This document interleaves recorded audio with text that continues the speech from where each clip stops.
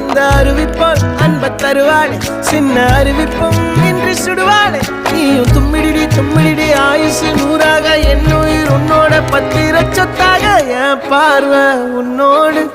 உன் பொம்மை கண்ணோடு பேசாமல் விண்ணோடு நாம் மிதந்து போவோம் காதாரா அடியாளோ நான் தாங்க மாறோடு